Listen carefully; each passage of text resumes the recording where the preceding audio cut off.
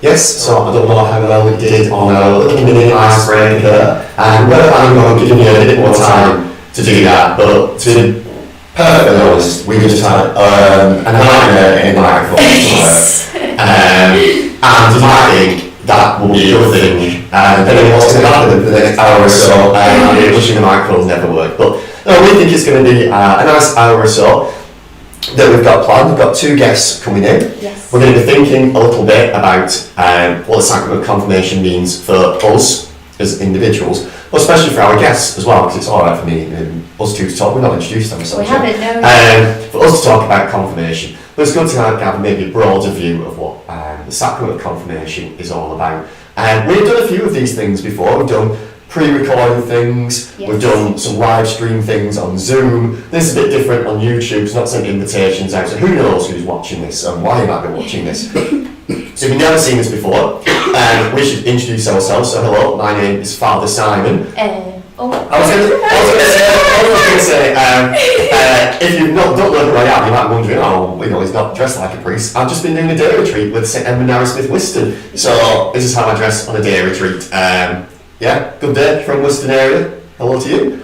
I'll introduce myself now. Sorry, I interrupted you there. My name is Ellie. It's nice to not see you, literally, but there you go.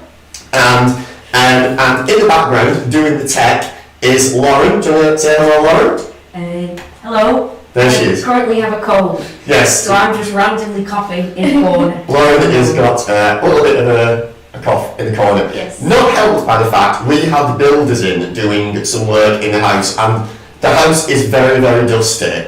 So if anyone's got like 4K TV going on thinking their TV is really, really dusty, it is because we can't get rid of the dust, and it's not helping Lauren's cough. So we're not dying, it is just dust in the air.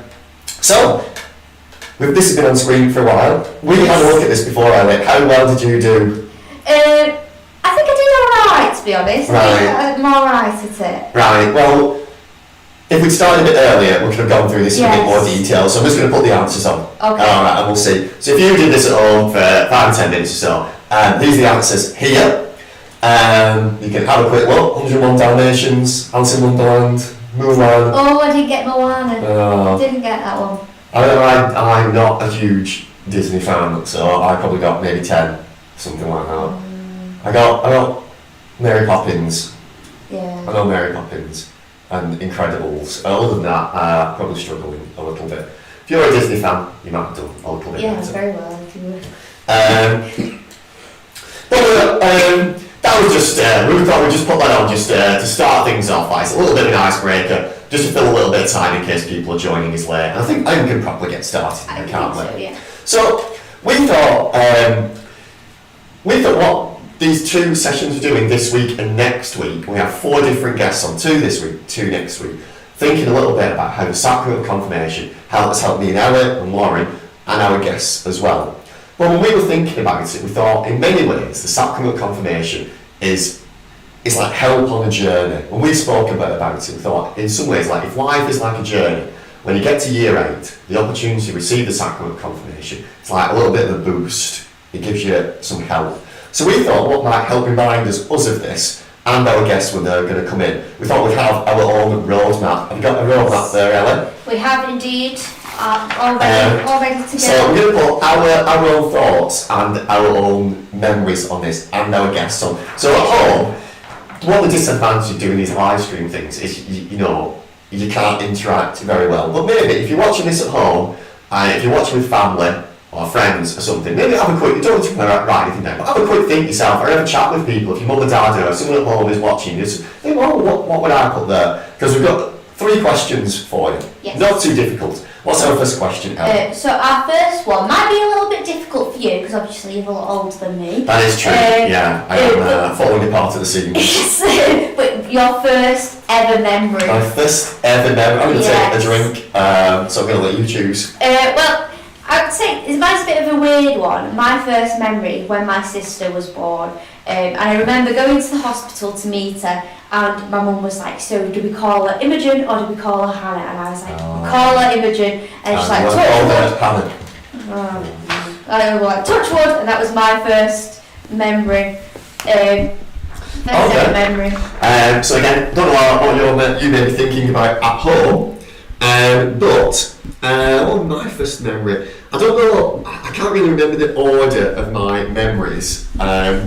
I remember getting a microwave for the first time. That's a really random one. That is a random memory, but you've got to remember microwaves were a thing when not many people had a microwave in like the 40s or whenever I was a child. 40s. So I remember getting the microwave. My mum and dad might remember me remembering the microwave. I remember getting the yellow front door on our house. I was quite young then. And I also remember walking with, I think it was a mum, and like snowflakes falling on a sheepskin glove, and you could see like the outline of the snowflake. You know, like when I mean, So they are. There's a few memories. I don't know which one is the oldest one of those. I suspect it might be the microwave. You know. I'll write them all down. There you go. Yeah, I'll have a few because I'm actually very old. So we're going to see what our guests have to say about that. What's our next one then, Ellie? So it is your first, like your school memory. So like secondary school memory. What can you remember from that? Just any memory. Or your favourite school memory. Yeah. Leaving. Well, there you go. There is that. No offence, Holy Cross. I liked it really. I joke. But yeah, leaving probably. No, I don't know. I don't know. You go. Oh, you put me on the spot. Yeah, exactly. That's why I know. That's why I went for the jokey option as an answer as well. School trips like going to Blackpool Pleasure Beach. That's a classic, isn't it? I've got one. Oh, here's Lauren. When I was in year 10 and I was playing badminton after school, I played against my head teacher, or doubles with my head teacher. Yeah. My friend was with the janitor. Very weird, really. But the head teacher hit me in the face trying to get the shuttlecock and broke my nose. And oh my god! Just carried on playing. That's how my nose has been broken one as many times. But not with your head teacher. With your own head teacher? No. Oh, I right. badminton. Yeah. Oh, right. We used to, actually, I'll have that as my story I then. know, because you can't just take mine. Well, you've taken mine, it happened to me before you. We used to play doubles, and in the end, just for a mess around, we once had a game of 7 against 1. And I was on the 7 team, and obviously it all got a bit chaotic, so I went for the smash. The lad behind went for the smash, I hit it, he missed it, and the racket hit my nose. Well, maybe this is how many people's Yeah. noses break. Who knew? We just have Never happened to me. We've learned something. We have. We've learned something. Yeah. And what was yours? Oh, yours is chips. Yeah. Right. And mine, Lauren, is Just like having our face smashed. Yeah. Apparently. And last one then. Hope for the future. Hope for the future. Yeah. Oh, I think that is a difficult one. that is a as well. difficult one. I'm just wondering whether to come back to that later on. We've had our guests because. Yeah, maybe we could. Yeah, maybe it gives us Because something to think about. it might relate to maybe Yeah. what people are going to speak about. Yeah, I think so. So, we have our first guest waiting in the green room or our kitchen. So I think, are you going to go? I'll go and retrieve, yeah. Ellie's going to go and get our guest. So, as she goes, maybe you've had a quick think yourself there about your own roadmap. What will be your first ever memory? Maybe it's something from school. If you're only just starting high school, secondary school now, that will be in year 8, might be something from primary school perhaps. And maybe a hope for the future. It's a bit more difficult, we'll come back to that one towards the end. But I suppose what we're trying to think about is if life is this journey, every journey has a start point, every journey has a beginning, an origin story, like a superhero. And that is, right at the beginning, and then things happen as we go through our life. Are you seeing that? Oh, sorry. Let's move up. Sorry. As we go through our life, and it might be good to remind ourselves, who might be journeying with us as we go through our life. So, here is our first guest. It is Anna. There you go. I will let you introduce yourself. So, Anna, hello. Hi. Welcome to the Law House Studio. Thank you for having me. No, it's all right. I was going to say we'll work out why Anna might be here, but I feel I think really I might have given it away a little Sorry, bit. came on brand. Yeah, very good. Well, maybe do you want to just say who you are, where you come from? Yes, so my name's Anna Houghton and I am the Supporter Engagement Officer for Mary's Meals in the Liverpool region. I've been at Mary's Meals for just nearly 3 years now. Before that I was a chaplain in a local high school in the Archdiocese. Very good. And we'll work out why we've invited Anna as we go through the questions. So, we'll work out why exactly you're here, because just, doing advert for Mary's Meals, that isn't the reason you're here, I think we've got more of a reason.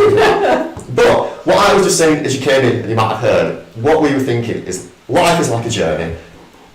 I've said that now too many times, so I'm going to have to stop saying it. Life's like a journey, has a start point, and things happen to us through our life. And what we were thinking is maybe how Sacrament of Confirmation can help us maybe look back at some of the things and we see them in a different way, helps us focus in a different way, gives a different perspective, and helps us as we journey forward in hopes for the future to know that we maybe have someone there that will help us on that journey. But maybe, just to put your journey into context, it's a deep question. We're gonna go back to the roadmap. Me and Ellie have done ours already. Do you have a really early memory? What is your first ever memory? I think my first memory was probably, it was before I started school and I used to go to a childminder and you're always told not to swing on your chair. Oh yeah, I told people that today. Yeah. And I swung on my chair and cut my head open on the wall behind me. And I remember having a dishcloth put on my head and then having to be whisked off to have some stitches in my head. So that's probably my earliest memory, yes. Classic. I think we may be a similar age. In the classic, when things happen to you, let's not bother about sanitised pads like nowadays. Stick any old dirty rag on and you'll be fine. So, once again, an early memory is some kind of physical harm coming to us, which is a bit like me and Lauren. So that's an early memory. That is like the origin story. That's where it all begins. That's like Peter Parker being bit by the spider, something like that. What was our next question? It was a memory from high school. Oh gosh. Or school in general. Yeah, I remember that we used to, the school I went to, we used to do a sort of festival every year, and one year we did it around Chinese New Year, and we had all sorts of activities going on and things, and we were on the BBC News. It was quite exciting. That's cool. Yeah. It was really good. So we did we learned sort of, lots of different music from different countries, and we were involved in performing it, and there was a whole week of activities going on. So yeah, that was one of my lasting memories of high school. Yeah. Me and Ellie jibbed out of this one a little bit. So we'll let you also get out of it if you want to. Okay. But do you have a hope for the future? Gosh. Yeah, without wanting to sound like I'm doing a pitch for the charity that I work for, I do have a hope for the future that we can, at the moment we are working feeding 2.4 million children across the world. But there's still 67 million children that aren't going to school because there's nothing there for them to eat. So I think my big hope for the future is that we can conquer that, and we can get as many children as possible into school and being fed. So yeah, that is a that's good hope for the future. Good hope for the future. Well, I think we're going to come back to Mary's Meals a little bit, because I think that is obviously like one of the reasons we want to invite Anna in, because it isn't perhaps as well known a charity as other, perhaps more established, more well-known charities in schools that quite often you might do collections for, or have other things going on. And I don't really feel Mary's Meals is up there, but it does great work, and I think it's good to know that. But I think just that whole idea of how our faith can sometimes help us do actions in the world, I think is an important thing. But we'll come back to that, I think, maybe in a moment or so. I think maybe just to start off with, I don't know, do you want to do the first question? So, we speak about confirmation and everything like that. Why do you think it's important for young people nowadays to be confirmed into the church? I think there's a few. Obviously, it moved, back into primary school a while ago, and then it's come back into secondary school. And I think it's been a lovely sort of tangible things for young people who perhaps haven't been going to church to be able to perhaps revisit and look at their faith and decide, to answer that call to be confirmed. And I think, the society we live in these days, I think a lot of young people are looking for support and are looking for someone, to be able to give them that bit of guidance. And I think confirmation offers all of that really. It's that opening door to come back in, and also a chance for them to make decisions about their own life and choose the sort of pathway that they're going on by answering that call. So yeah, I think there's a great opportunity there for them. Yeah, because I think it is the difference between the younger years, and there's a good theological, a good reason why we changed things to go back to younger years. So it's that's absolutely fine, but equally is a good reason to be back again. I think that idea of a mature decision is maybe a key point. People who are watching this, might be in year 8. If you're not watching this now, you might watch it later. You might be going to your own preparation sessions in your parish, or your dean, or your family of parishes, whatever it might be. I think one of the things about that is you've made that decision yourself, I would hope. Maybe parents or grandparents have encouraged you, which is fine, under the legal age of whatever, I don't know. You can't do what you want, anyway. But I think that idea of making a mature decision is an important thing, because there's two, I would say there's probably two sides to it. You make the mature decision yourself, but because you're making the mature decision, you probably also want some help because you've made that decision. Your mum and dad or others at home haven't made that decision for you, but that means they perhaps aren't going to be there as the safety blanket they might have been if you'd made confirmation in year 4. I don't know, does that make some sense? Yeah, absolutely, yeah. No, I think, as a young person of the age that they're being confirmed now, there's lots of decisions. The following year, a lot of them are choosing their options and things like that. So I think it's a great start to that journey of starting to forge their own path in life really, and where it is they want to go. Well, I suppose then the follow-up question to that one might be, if we're saying this is quite important and it will help you on your journey, on your roadmap, all that kind of stuff, if it's that important, did it make a difference to you Absolutely. I was in year 9 when I got confirmed, and actually that summer I went to Lourdes for the first time afterwards. And I think the two things were very much hand in hand for me. And I came back from that kind of thinking, you know, really sort of starting to think about where I wanted to go with my life and what I wanted to do, and having had that support of my parish family and my own family and then the Lourdes pilgrimage family, all of those things were, you know, were massive and shaped who I am today, really, because it started me off on that path.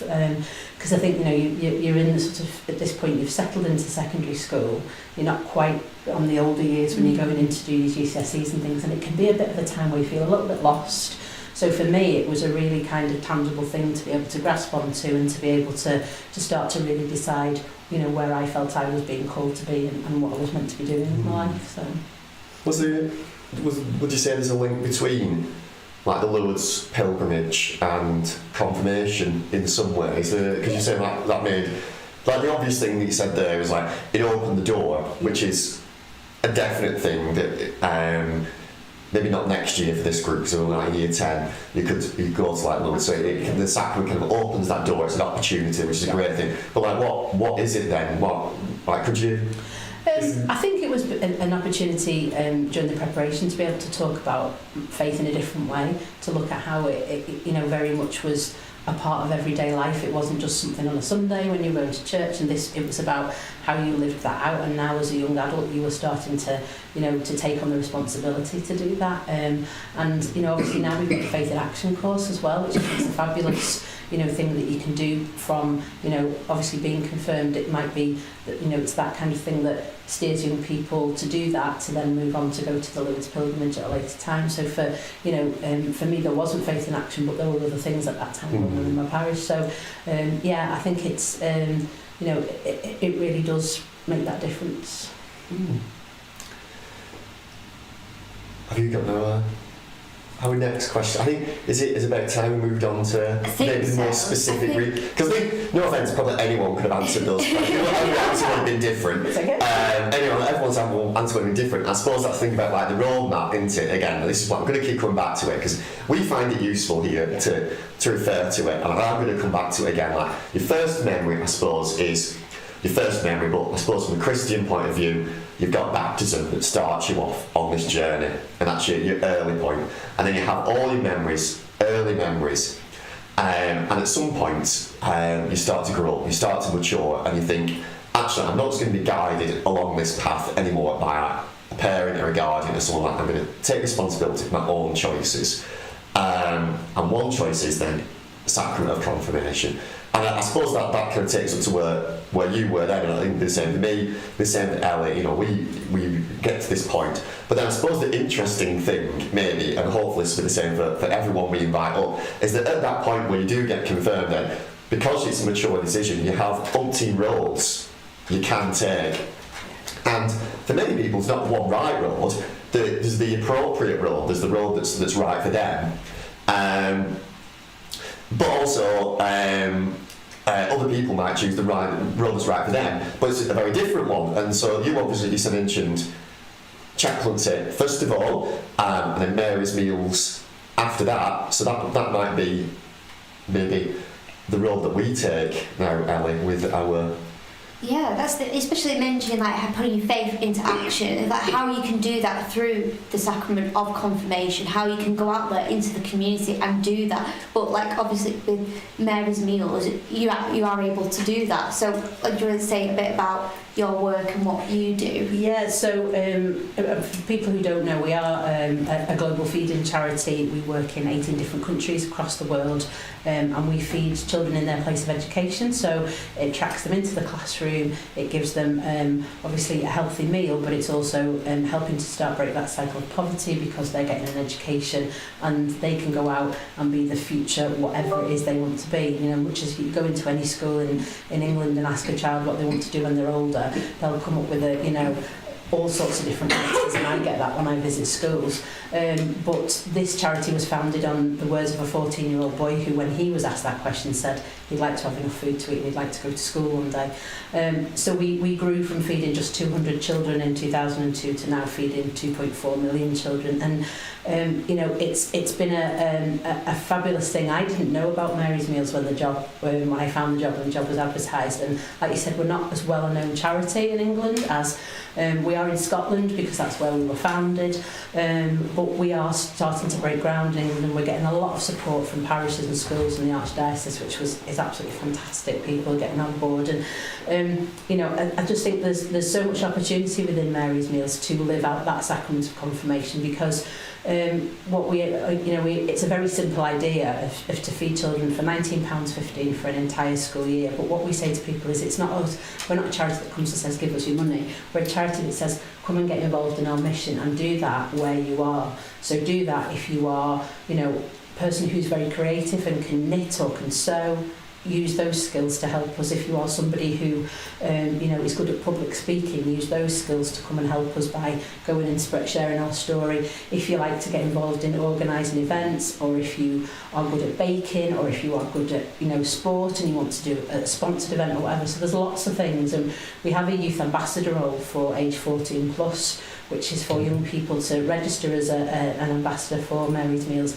And there's specific roles, and my job is to not just recruit those people, but to train them and to support them and encourage them to get involved. But the big thing that we always say is it has to fit in with people's lifestyles. So even if some people only do one thing a year, it's about them doing it because this is where they feel they're being called to help, and this is, we want it to be enjoyable for them.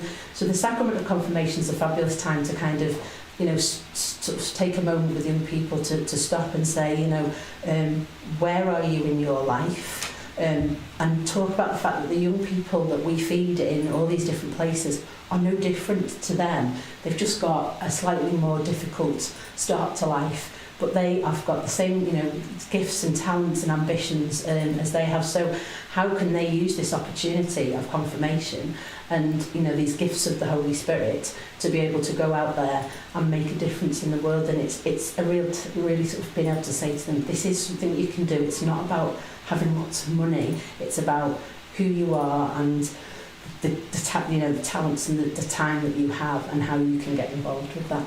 I thought that the one thing that came across to me when you were speaking then was asking for money, which is always a nice thing when you're in a parish, and sometimes you're the priest and someone comes in and they just in a collection or something. Anyway, give me more money. I was like, I don't really like that.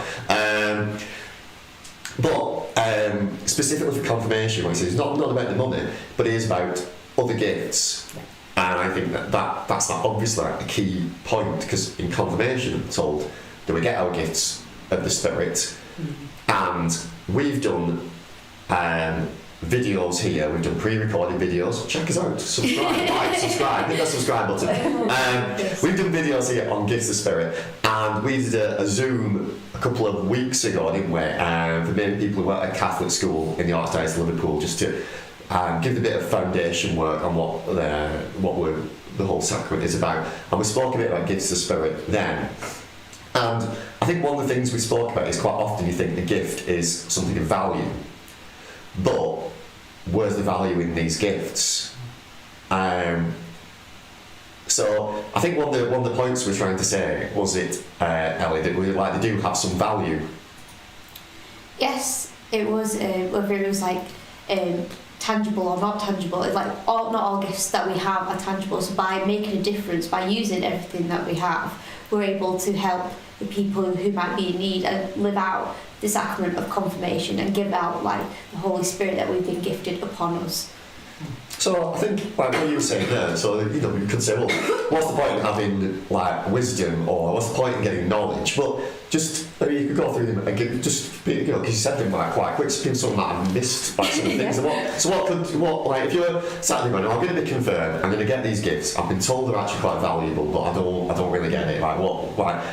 But then this and the woman here is saying, actually actually I could do something with them. What kind of things could they do with Mary's Meals? There's loads of things. So we know they could, if they're involved in groups in their parish or in their school, they can go along and be that ambassador where they speak to maybe staff at school about helping run an assembly. If they're a confident public speaker, equally we can help develop that skill as well. They can go out there and if they've got the gift of energy is a huge thing. So to be able to go and share leaflets and posters. We are very heavily involved at the Africa Roye Festival that takes place in Safton Park every June. So the 17th and 18th of June this year we'll have a stall there, and we're always looking for people to come down and give an hour. Just has to be an hour. Come along, help give out leaflets, talk to people who are there about what the charity is and what it does. And just that gift of time is massive. And I think we're talking about knowledge and understanding. To be able to not just know about the charity but understand what we do and be able to share that story is a real gift, because the more people that know about us, the more we can then spread that story, and it has that ripple effect of being able to help. So if we have a campaign called Raise Some Dough. If you're good at baking, we can give you things for that to bake things. If you are good at running or swimming, or there's another campaign we have called Move for Meals. So that anything that you feel you are confident doing, we can help use that skill, which will ultimately bring in the opportunity to grow our movement amongst more children, because there are still 67 million children in the world who are not going to school because there's nothing there for them to eat. Sometimes, life is quite hard, in our parts of the world. Absolutely.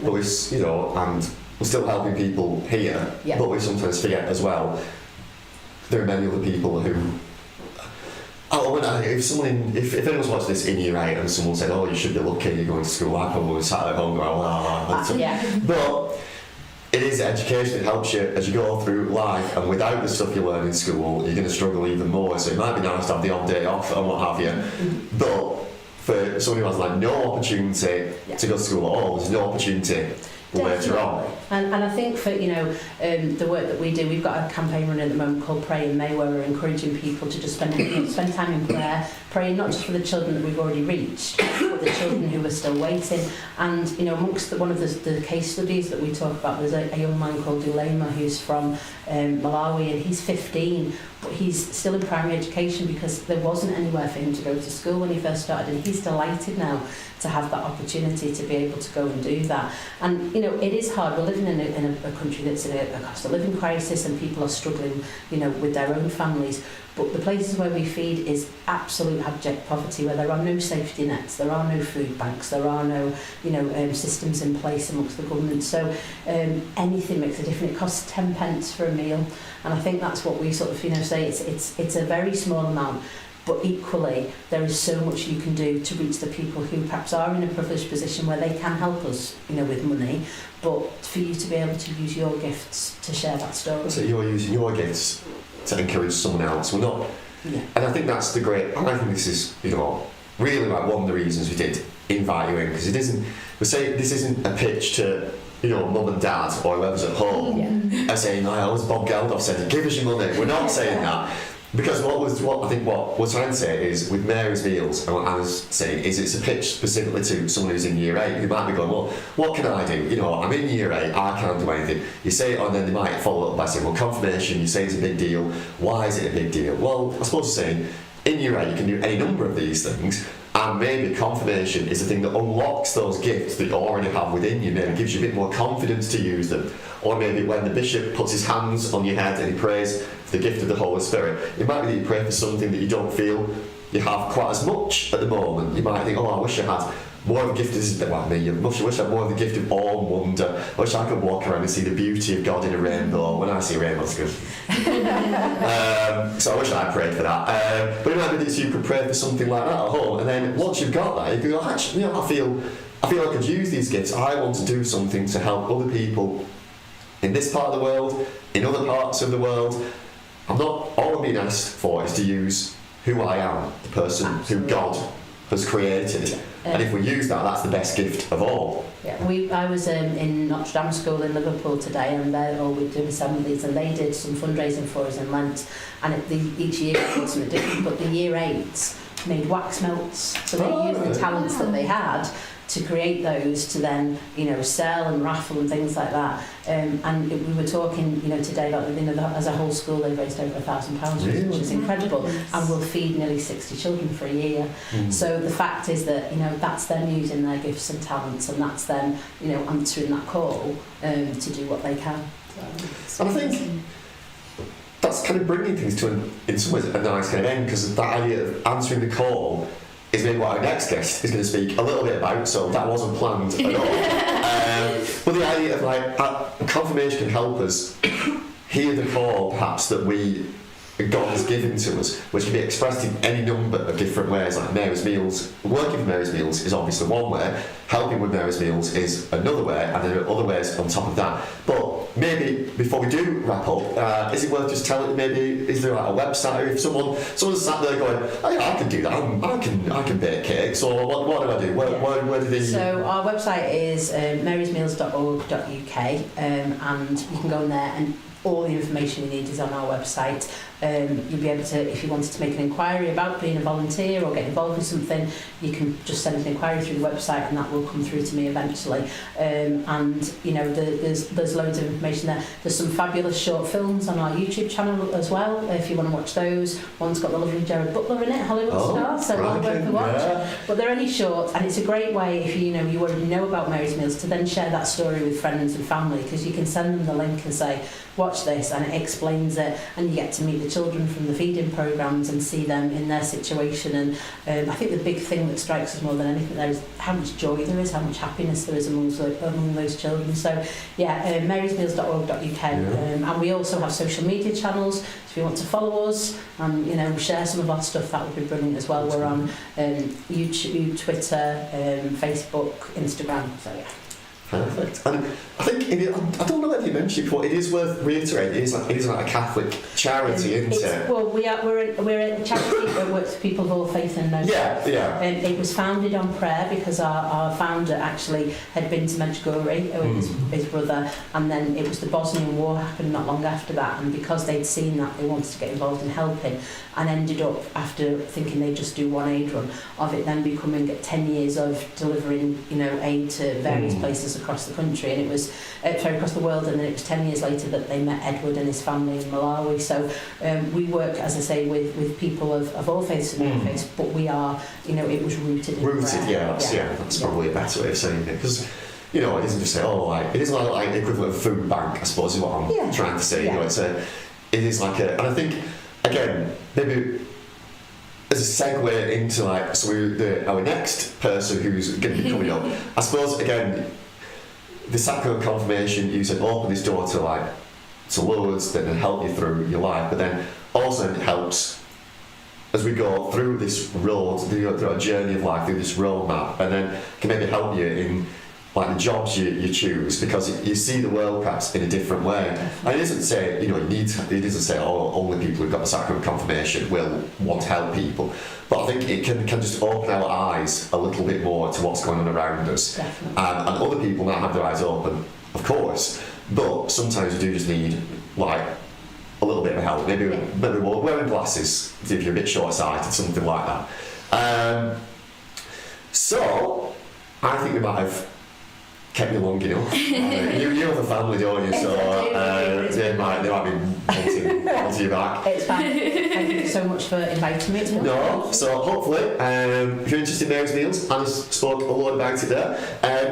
Ellie is going to take Anna down to wherever she's going and bring our next guest up. Yes. So thank you very much. Thank you. And we shall. We'll probably see you tomorrow. Yes.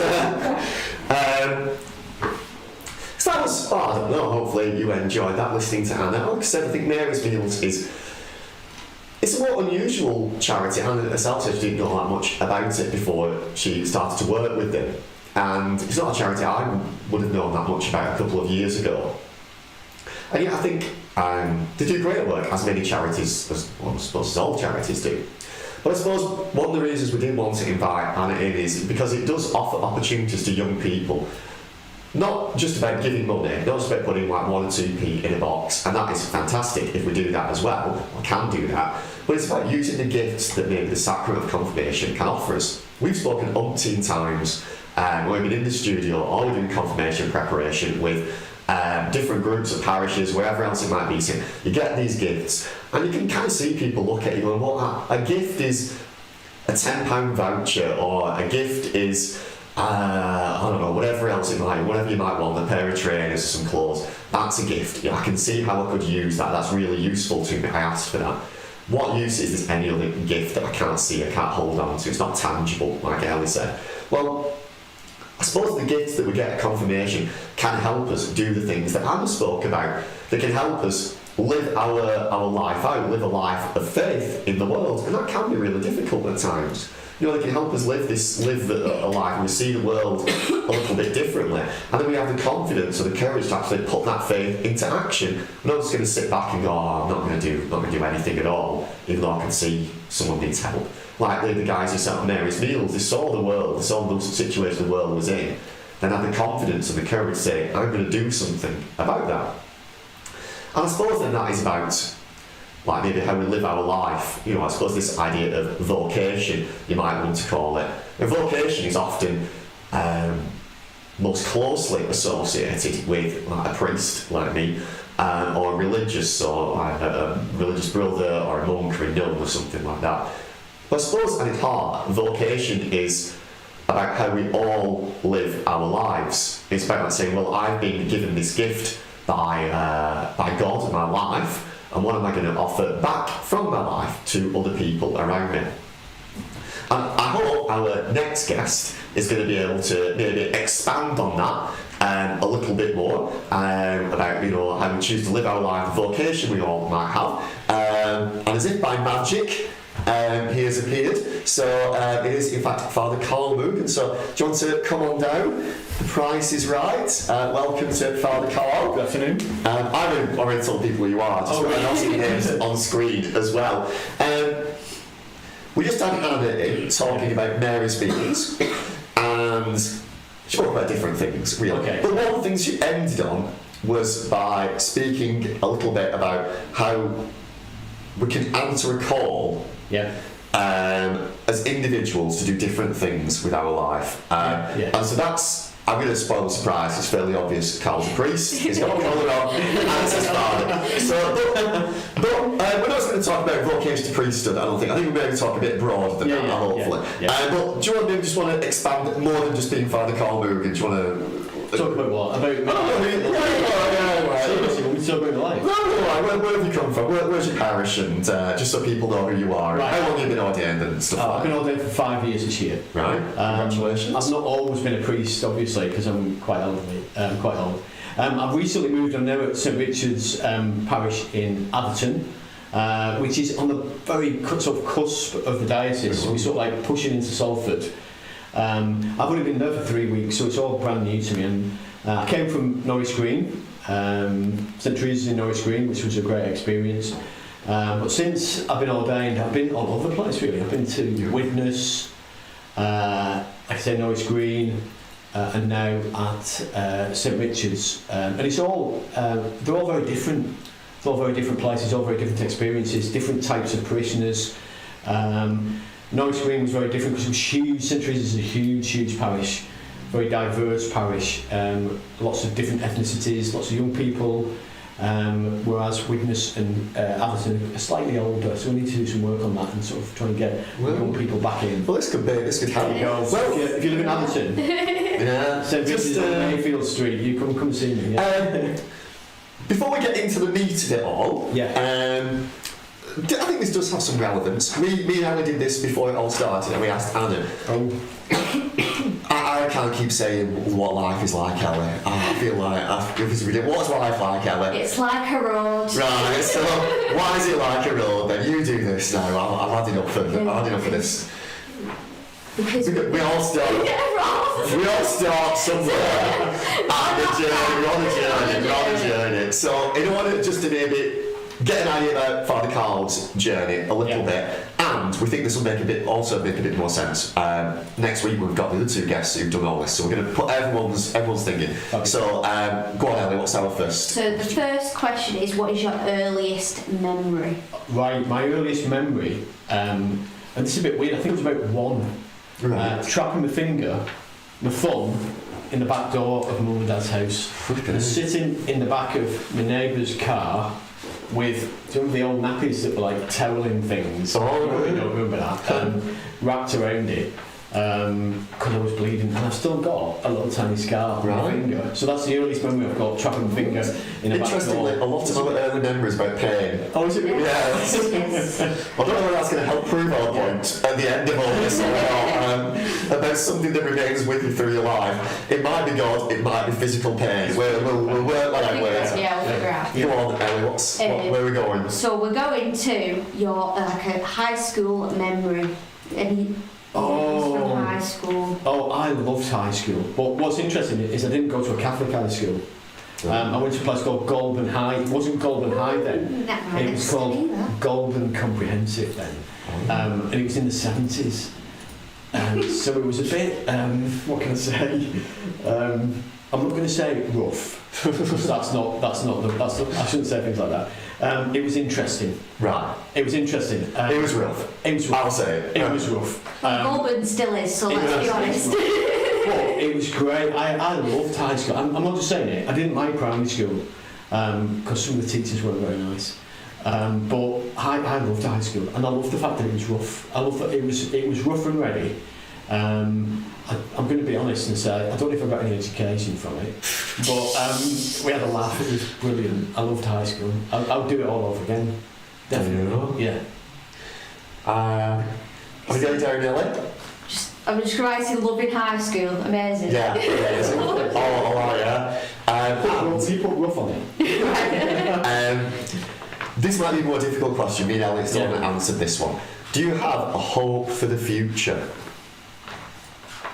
Maybe it's pictures you could come back to later. I think, and I think as you get older, your hopes and aspirations change, don't they? Young people, your aspirations should be for maybe career, marriage, happiness, all that sort of stuff. Money more often than not nowadays. My hope for the future is that I can settle in the parish and just stay there, get a nice community together, build the parish up. I turned 60 a few weeks ago, so I'm beginning to feel a bit old. But I haven't got aspirations for career. I don't want to be a bishop, I don't want to be pope or anything like that. No aspirations like that. My aspiration is to build a nice community at St Richard's and just steadily go to retirement from that. That sounds a bit weird, talking about retirement with young people. Yeah. But I think your aspirations through life change depending on where you are, your age and all that sort of thing. But I think as you get to 60, your aspirations turn into something a little bit more quieter and you're not chasing money or career or anything like that. Yeah. That's fair. Well, I suppose that's a good link to what can be our first main question now. We are going to refer back to this roadmap a little bit later. We are just doing this randomly. There is a bit more on point to it. But I suppose you said that your aspirations may be different to young people who are watching this, their aspirations. So someone at home might be watching this going, well, I aspire to this. This is what I'm kind of thinking about. Why might confirmation, in your opinion, be important to that person? I think what confirmation does for each and every one of us is gives us sort of like that strength and that courage to take that step further in your life. I like that confirmation's shifted back to teenage years. I like that because what that does is it affirms us as young people. It affirms us as on that sort of step forward into adulthood and a bit more maturity and making our own decisions. And I think confirmation seals that. It gives us that courage, that strength, maybe that for the first time that ability to make that first step forward with all the others who've been confirmed, and the Holy Spirit gives us that as well, that sort of sense of that courage and that strength to take those steps that we may have shied away from in the past. Yeah, I think that's what it did for me. Because I didn't go to a Catholic school, I had separate catechesis. And that sort of taught me things that I really didn't quite understand or didn't know. or as a child didn't quite get to grips with. I think for young people now it will be that strength and that sort of push forward. I think that we spoke a little bit about that with Anna, didn't we? Our idea of making a mature decision, and it gives you some. But I suppose that idea of like confidence and courage, like for a young person watching this, that I think that's very true. But I think that's also follows up onto your next question, is it, Ellie, about. Yeah, but like sometimes it might be a little bit difficult to live out your faith. You might get a little bit lost in times like that. Yeah. So have you ever had a time in your life where you've been a bit lost with your faith? Absolutely, and this is a bit sad. This when my mum died, I'm 60. I've lost both my parents. When my mum died, there was all that questions of what's all this about. I go to mass, I do this, I do that, I do the other, and then God does this to me. And I think as you get that bit older, even for some young people, they'll have experienced that already. What's all this about? Why is this happening to me? And I stopped going to mass for a good couple of years. But to be honest, I remember loads of priests and loads of sort of friends saying to me that when you're thrown into the wilderness, that's when God does the work. When you're thrown into that desert place where you think there's nobody here, there's nothing, this is all rubbish. I think that's when God does the work. That's when you're sort of like searching for that little bit more. That's when you're sort of like seeking out those things. And I think that's when you develop more maturity. Your faith becomes more mature. You start to understand really what it's all about. It's not just what the teachers or your friends or the priest has been telling you. You start to explore your own faith then. And when you come out of that wilderness, then it becomes more real and it becomes something a bit more deep than what you before you went into that place. Does that make sense? No, definitely, yes. Yeah, because I suppose it's not that long ago we had gospel of temptation in the wilderness. I'm not saying Jesus' faith was weak before he went in there. I think it's heresy. I'd probably get burned in the stake. I'm not saying that. But I suppose there must be some kind of thing. There must be some reason why those temptations happened in the wilderness. Yeah. And then Jesus comes out, and it's then when more of a public ministry kind of begins, and all kinds of other things happen. Let's not pretend here. Any year 8 that's watching this, or any year 8 that is going to our prep meetings, I suspect quite a few of them, and I'm not going to guess at the percentage, but let's be honest, it'd probably be quite a few. Yeah. Probably not that bothered about going to prep meetings. Father Carl and I are not stupid as priests. We're not thinking you're all living saints, because we're not as well. No. But I suppose there's this kind of thing about that you go through the process a little bit in order to get something more at the end, and it might not feel like what you're going through is having that much of an effect, but it's only maybe when you look back. Oh yeah, absolutely, and it gives. I think for year 8, you've just gone into high school, you're getting used to high school, and you're starting to grow up a bit.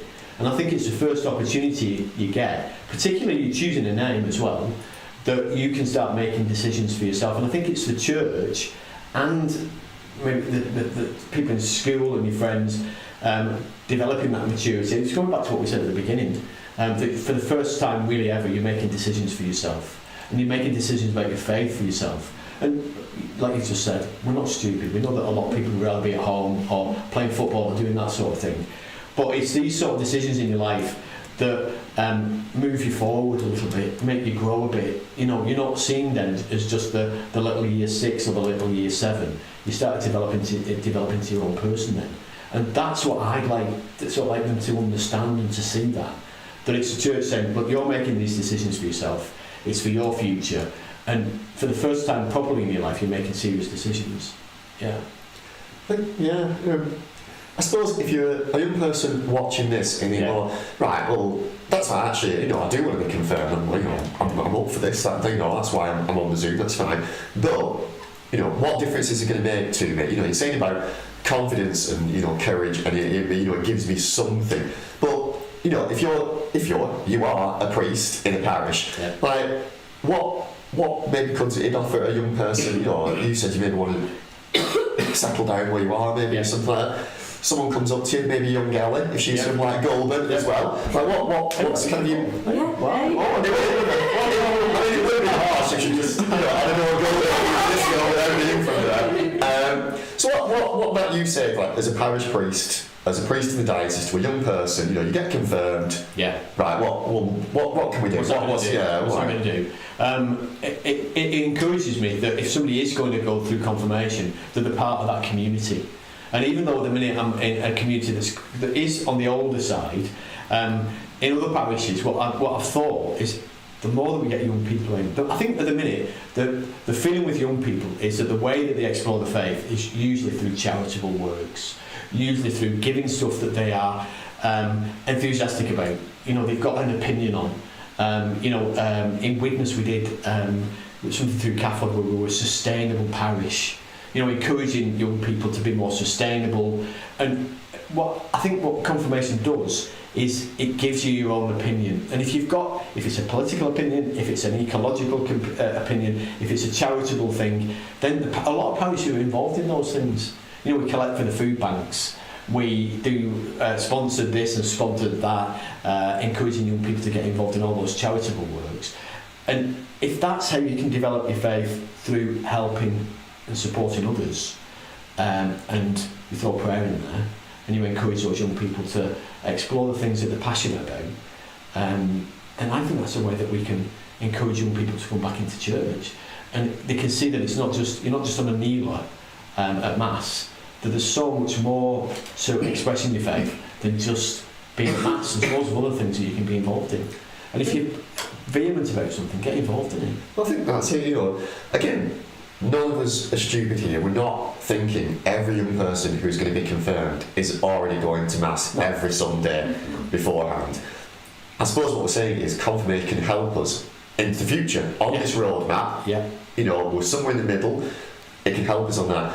But I suppose if you haven't been going to like church or Mass or whatever you might want to call the more formal way of expressing our faith, whatever you want to call that, you might just immediately think church, building, people go in, say words, I don't necessarily understand the words, sing hymn, never heard of him, leave, and that's it. I suppose as I understand it, what you're saying there, church is bigger. Well, the church is a building, obviously. You would call the building a church, but the church is bigger than that. Yeah, I was speaking to somebody recently, and I said only about 10% of my work as a priest is actually in the building. I say Mass every day, and I say Mass on a Sunday. All the other stuff that I do is out of that building, and I think that's what a lot of people don't realise. That as a priest, you say Mass. Obviously, that's important to people. But a lot of the other things that we get involved in around, like I said, charitable works, working in school, working in the nursing homes, all that sort of stuff, the stuff that is everyday to people, and sometimes young people don't see that. They think, like you say, that it's just church, a lot of old people singing a lot of songs or hymns from the 1960s, and this old guy at the front speaking about stuff and saying Mass. Speaking about yourself. Exactly. Well, that's true, isn't it? It's true. And I think if you can get over that hurdle and think about the wider stuff that we can get involved in. Because the only person who's watching this is being confirmed into the church, not into the building. No. Into the church. So you, by being as soon as you're baptised, right at the start of your roadmap, you were baptised into the church. Now, between age 0 or 1 or whatever and year 8, you might have an opportunity to maybe be involved in the church, maybe as much because you're a bit younger, and that's fine. But now you get to year 8, you have this mature decision to make. Do I want to be involved in the church? And that isn't, it isn't always or just about the building of the church. It's far bigger, and you're saying, well, actually, no, now I'm confirmed. I made a mature decision to be a part of this. So it's a bit like when you get to like the age you can vote. I'm gonna now I can do this. My vote might not elect that person, but I'm going to use my vote, and I'm going to say I'm a part of this democratic community. I'm going to say I want to do this. So you have as much right in year 8 after your confirmation to go up to a priest and go, well, I want our parish to be sustainable. I've learned about it in school. This, and you go, well, let's, Exactly, absolutely that. It's all that, isn't it? Like you said, you make a decision when you go to the ballot box to vote because you feel passionate about something. If you feel that passionate, go and talk to your priest. Or if you feel too scared to talk to your priest, speak to somebody in church or speak to somebody in school about wanting to get involved in something. I'd welcome any young person who said, I want to get involved in this, I want to get involved in that. then I'd encourage that all the time, definitely, absolutely, definitely. But you're absolutely right, it's not just the building, and a lot of young people at the moment only see church as this building that you turn up on a Sunday and don't really see the wider stuff that we can get involved in that we do. I think one, I was just going to say, I think one big wide thing that the church is involved in, I don't think you mentioned it, Anna mentioned it, but something that I know that has played a big part in your life up to this point and also continues to play a part, Ellie? His Lords. Oh, fabulous. I'm sorry, I'm going to show my age. I went to Lewis for the first time in 1981. When everything was in black and white. Everything was black and white. Everything. And I had a big gap then, but I think this is my 18th year coming up soon on the run. And what's fabulous about Lewis is that we get such a huge mix of young people. You get the quite religious and faithful people, and then you get people who've got no faith or belief at all, but go to that place and come away and are changed by it. Changed by the conversations they have, the new friends that they make, the journey, just being involved in helping other people. And what that does, that again gives them courage and strength to maybe sometimes realise who they really are. I'd encourage anybody, if you've thought about it, to come along and experience it once. And I've said this to so many people over the years, experience it once, and I promise you, you'll want to experience it again. It might be for you, but some people it's not for them, and that's fine, that's absolutely fine. But a lot of the people who go to us are repeaters, aren't they? They're returners, and they go over and over. As you're saying that, Father, I was just thinking, and it does link into the point which you were making before, the Lord's part is the outside church kind of part. It is. Of the action, and so, like you just said there, of course people go because of the strong faith, and there's a big story behind it, and you can help, and you can grow in your own personal story, but also as well, quite a number of people go because they practically just want to go out and help someone else in the world. Absolutely. And it gives them that opportunity. I think what else it does, I think it makes young people realise that not everything is controlled by the priests. Yeah. That there's lay people, there's volunteers, there's other young people who run this show really. The priests couldn't do Lewis on their own, could they? It just was very boring. Tedious. Well, I mean, we're kind of coming towards the end. I just want to carry on a little bit with that because I'm coming towards the end of it. But I think one of the reasons, obviously, we invited Father Carl here because it's a different message, I think, than Anna was talking about. Anna was speaking about how her confirmation opened doors for her. She mentioned Lourdes, which wasn't expected to say. That was so it's kind of a nice link. Yeah. But she mentioned Lourdes, but then she spoke a little bit about like charitable work herself with Mary's Meals and things. You've had a different life, you did other things before becoming a priest. Just goes to show, confirmation doesn't just mean you become a priest. No. It doesn't just mean everything is hunky-dory with your faith as well. It doesn't just mean you get confirmed and all of a sudden you are hands in the air praising the Lord. No. But it perhaps gives you a bit of confidence to go through that wilderness point. And I think that's what Father Carl spoke about. So I think that's a good thing. I think what we thought was because you just don't just go to Lourdes as a priest as well. And we do go to Lourdes as a priest. But we're speaking with Anna about opportunities for young people once they've been confirmed, and you said you should go to Lourdes, you should try it. But what some people who are watching this may not know is they won't just necessarily be going maybe on their own. They won't just be, because we have an opportunity as an archdiocese, like this whole area around Liverpool, which is called the diocese, goes to Lourdes each year. And you're actually you just don't just go to Lourdes, you're one of the chaplains on. Yes. Well, you explain it. Yeah, so as a priest we go as a chaplain on the coach.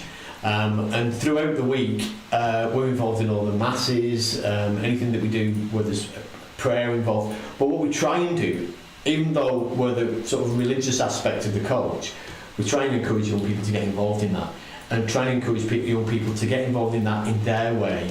It's not formulaic, it's not formula.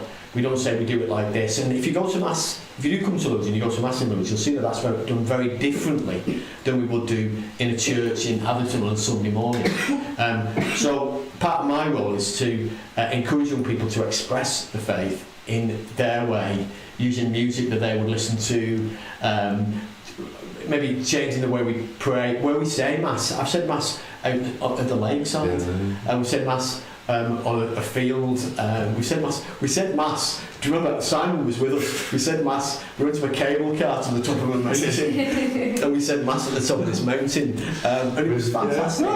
So it's exploring all that, and so making what a lot of young people would think is quite boring into something that's a bit of fun and involves them. And I think that's the point of faith, isn't it? So, I hate when people, oh no, you didn't say that, but I hate when people say faith boring, because it isn't actually. It's life-giving, and it is affirming, and that's what confirmation can sometimes help us with. And you said they express the faith, in prayer and in Mass. But of course, one of the most famous things about the Lewis Pilgrim is they express the faith through help, through service, Yeah.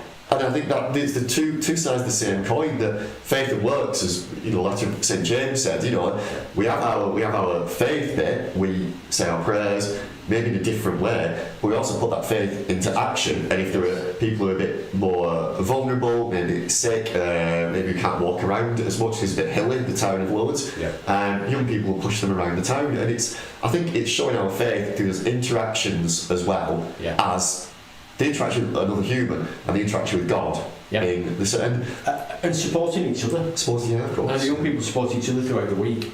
So because it can be stressful, it can be tiring, but it's lovely to see young people supporting each other through the week, isn't it? Yeah. As well as them helping, the sick and those who need that. You went to Lourdes, didn't you, Ellie, as a young person? I was going to say, it shows that the church isn't just like you being confirmed into the church. It's like a massive, open.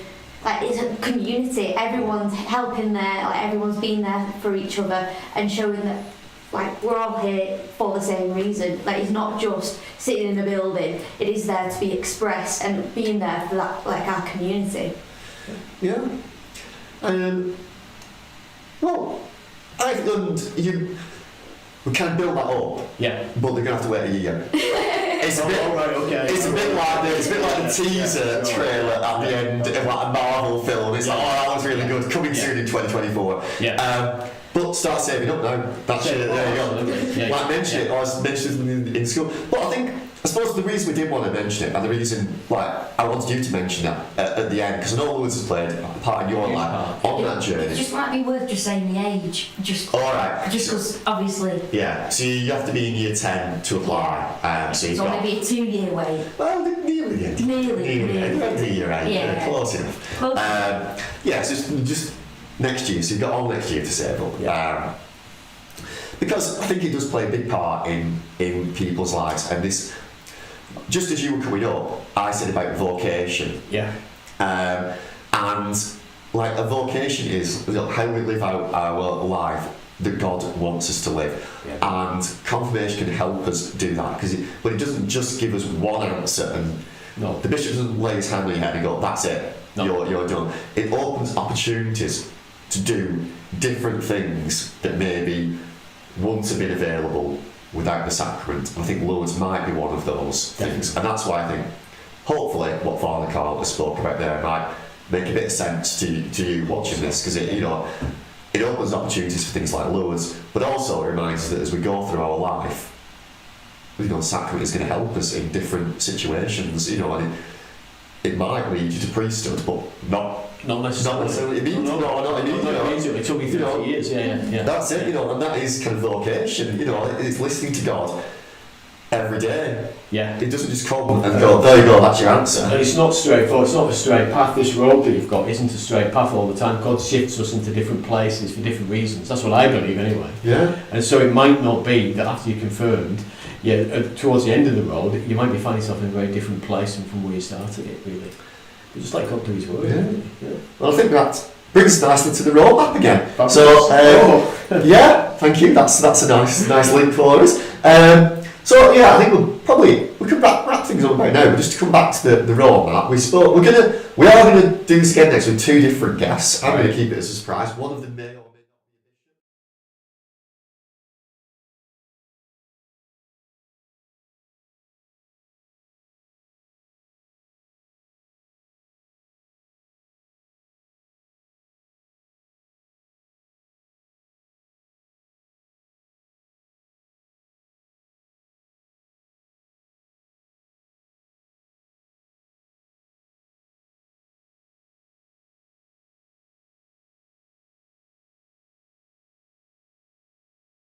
us as well. Yeah. God continues to be with us all through our lives. Whether we like it or not, really, is still going to be there. Yeah. But confirmation is just that moment when we are given this opportunity ourselves to think, well, where is God in my life? Yes. And I'm going to take one of these paths laid in front of me. I'm not in primary school anymore. I'm in year 8. I'm maturing. I'm making decisions. I'm making choices. My life, making choices in school. Do I want God to be there on this road? So that the hope I have for the future, whether it's being settled in a parish, whether it's feeding more children from Mary's Meals, do I want God to be there to help me fulfil that hope? And I suppose really that's the decision only people at home can watch, or a year can make. Absolutely, yeah. And I suppose that's what confirmation, I suppose, means for me, and maybe what it means for all of us, really. Do we want God there to help us be happy and fulfilled? Yeah. Not just looking back, but looking into the future. So, I don't know if I have any last words. I'm just amazed that she's a golden. I know, there you go. Well, that's probably it. It's probably the only time I've had any like Elliot, so on that bombshell, shall we say goodbye. So, thanks for watching, everyone. Thanks to Father Carl. Thanks to Anna from Mary's Meals. We're back next week, and about the same time, about 4:30. Should be finished before 6 again. But it's been great to do this once again, and we shall hopefully see you soon. So, thank you very much, and goodbye.